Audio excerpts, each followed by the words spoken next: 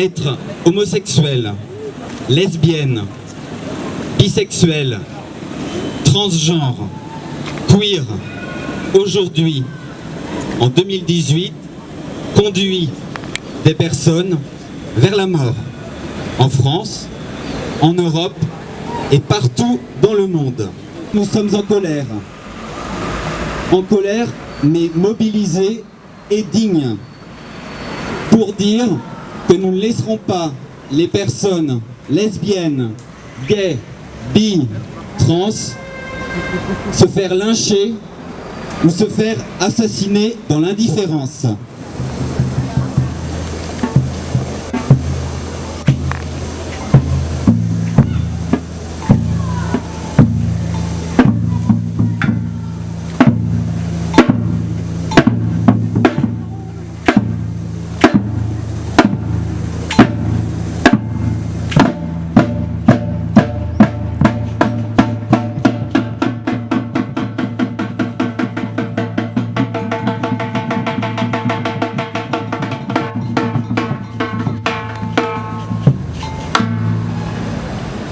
Plus de 70 pays condamnent encore l'homosexualité de prison, de torture, de bagne.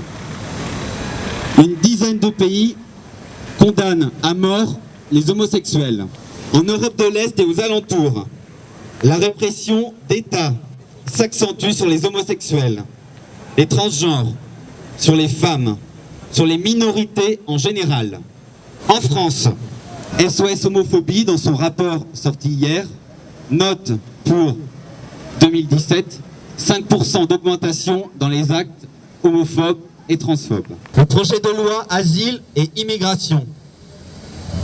Cette proposition de loi nous inquiète fortement en l'état.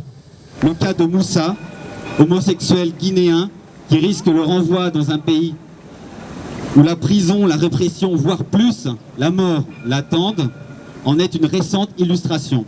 L'accueil, les droits humains, ce doit être l'honneur de la France. Deuxième sujet de préoccupation, la procréation médicalement assistée.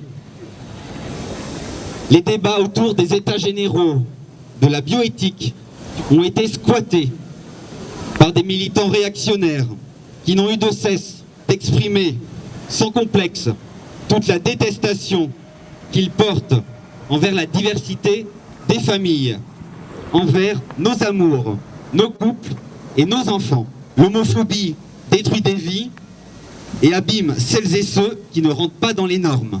Je le dis solennellement et avec force, aucun et aucune d'entre nous ne retournera au placard. Nous continuerons à faire face sans faillir à celles et ceux qui en veulent à nos dignités, à nos corps, à nos vies et à nos droits. Nous demandons également l'ouverture de la procréation médicalement assistée à toutes les femmes. Le changement d'état civil libre, simple et gratuit pour les personnes trans. Nous sommes aussi là pour exprimer notre solidarité envers toutes celles et ceux qui, de par leur genre, leur couleur de peau, leur religion, leurs conditions sociales, leur statut sérologique, ou parce qu'ils sont migrants, sont rejetés et oppressés. Je vous propose d'observer une minute de silence.